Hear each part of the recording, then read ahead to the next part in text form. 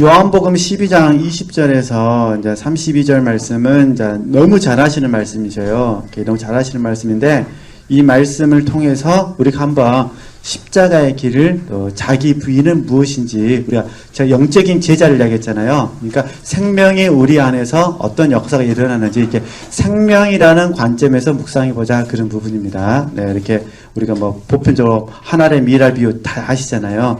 그 부분은 이제 그 보편적인 개념이라면은 실제로 우리 안에서 생명 안에서 이해를 해봤으면 좋겠다, 그런 의미에서 공부를 하는 부분입니다. 그래서 요한복음 12장 20절에서 32절인데 내용 잘 아시기 때문에 잠깐만 몇 구절만 좀 보게 되면은, 제가 처음에 보겠습니다. 명절에 예배하러 올라온 사람 중에 헬라인이 있죠. 헬라인 몇 사람이 있었는데, 이때 이 헬라인들은 진리를 추구하는 사람들입니다. 진리에 관심이 많아요. 헬라인은. 그러니까 당연히 이제 예수님에 대한 소문을 들었겠죠. 그러니까 예수님에 대한 소문을 들었기 때문에 당연히 예수님을 만나고 싶었고, 예수님을 만나는 그 과정 가운데서 진리를 얻고 싶은 거잖아요. 그러잖아요. 근데 이제 좀 내려보시면은 예수님께서 하시는 말씀이 이제 1, 2, 3, 4, 다섯 번째 줄부터 같이 읽을까요? 이렇게 말씀하십니다. 네. 한 알의 밀이 땅에 떨어져 죽지 아니하면 한 알 그대로 있고 죽으면 많은 열매를 맺느니라. 자기 생명을 사랑하는 자는 잃어버릴 것이요 이 세상에서 자기 생명을 미워하는 자는 영생하도록 보존하리라. 그죠? 사람이 나를 섬기려면 나를 뭐라는 거죠? 따르라, 이렇게 말합니다. 여기서 보면은 자기 생명을 사랑하는 자 그러잖아요. 자기 생명. 그래서 저희들이 여기서 혼적 생명이라는 단어를 쓰는 거예요. 여기서 자기 생명은 제가 뭐 언어적으로 확인해 보지는 않았지만 보통 혼적 생명 그러면은 푸시케라는 단어를 쓴다고 하더라고요. 혼적 생명, 그죠? 혼적인 생명 이렇게 드린 거죠. 그죠? 그럼 여기 이제 영생하도록 보존되도록 했잖아요. 그럼 이제 이때 영생은 뭐냐? 이게 신적 생명이 되는 거죠.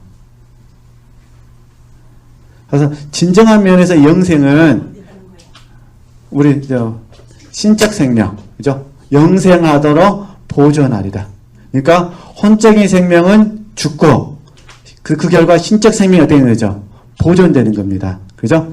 그러면 이제 땅에 죽으면, 이게 우리는 십자가로 보는 거예요. 땅에 죽으면 쉽게 이제 이해하면, 그러니까 한 알의 밀이, 그죠? 밀에 그냥 생명이 있잖아요. 한 알 밀, 씨. 이 씨 안에 생명은 있는데 이게 죽어야 되는 거예요. 안 죽으면 그대로예요. 그러면 죽으면 어떻게 되냐? 이게 이제 십자가에서 죽으면, 이게 혼적인 생명이 죽으면 그 말입니다. 그러면 많은 열매를 맺는다. 그러니까 많은 열매는 뭐냐면 영생과 관련된 것입니다. 쉽게 말해서 신적인 생명과 관련되는 것. 그러니까 핵심은 그거예요. 혼적인 생명이 죽어야 뭐가 되는 거죠? 신적인 생명이 사는데, 이게 우리에게는 열매로 나타난다, 그 말입니다. 그죠? 그러니까 이제 예수님이 하나님의 미련이 되려서 죽으셔야, 그죠? 하나님의 사람들이 이제 예수님께 붙어가지고 많은 열매로 나타난다, 이런 말씀이겠죠. 우리가 보통 아는 신학적인 지식으로 말하면. 근데 이제 우리 주관적으로 영적인 제자라는 공과로 묵상해 보면 반드시 영적인 제자로 삶을 살기 위해서는, 이해되죠? 혼적인 생명은 땅에서 뭐 해야 된다? 죽어야 한다. 그러니까 십자가에서 죽어야 한다. 근데 오늘 말씀에 보니까 저희들이 말씀 읽었던 것처럼 다시 한번 1, 2, 3, 4, 5 여섯 번째 줄 다시 이미 읽었으니까 자기 생명을 사랑하는 자는 그잖아요. 자기 생명을, 그러니까 여기서 다시 자기 생명을 사랑하는 자, 이렇게 되는 거예요. 그죠? 그 다음에 말씀드리면은 자기 생명을 어떤 사람? 미워하는 자, 자기 생명을 미워하는 자, 이렇게 되는 거죠. 그렇죠? 그러니까 혼적인 생명을 가진 사람은 자기 생명을 사랑합니다. 그 다음에 신적인 생명을 가진 사람은요, 자기 생명을 뭐 하는 거죠? 미워합니다. 그래서 우리가 사실은 이게 배설물이 되는 거예요. 그죠? 이게 영적으로 해로운 것이 되는 거죠. 그러니까 우리는 알 수 있어야 됩니다. 지금 내가 내 생명이 내 안에서 주인 되려고 하면 이해되시죠? 그럼 나는 다시 그 생명을 어떻게 될까요? 내가 미워해야 됩니다. 이게 사실은 미워해야 거절됩니다. 그러잖아요. 빌선물로 보여야 거절되는 것이고 해로운 것이 보여야 거절됩니다. 그래서 이걸 저희들이 영적인 가치관이라고 부릅니다. 영적인 가치관. 그러니까 내 가치관에서 지금 나를 생각하는 이 마음을 내가 미워해야 하나님 사랑을 채울 수가 있는 거잖아요. 그러니까 이제 좀 표현이 이상하지만 이제 제가 이제 계속해서 고린도후서 5장 14절에서 17절 말씀을 이렇게 말씀을 드렸는데 이거 사도 바울처럼 그리스도의 사랑이 강권하게 되면 이제 혼적인 생명을 미워하고 어떻게 될까요? 영적인 생명으로 나가겠죠. 신적 생명으로 나가겠죠. 그리고 이제 또 하나 어떤 문제가 있냐면은 사람들을 바라볼 때 육체대로 바라보면 안 됩니다. 육체대로 바라보면 다시 자기 생명을 사랑하는 쪽으로 와버립니다. 그러니까 육체대로 바라보면 안 되고 어떻게 되는 거지? 이제는 영으로 바라봐야 됩니다. 주 안에서 바라봐야 됩니다.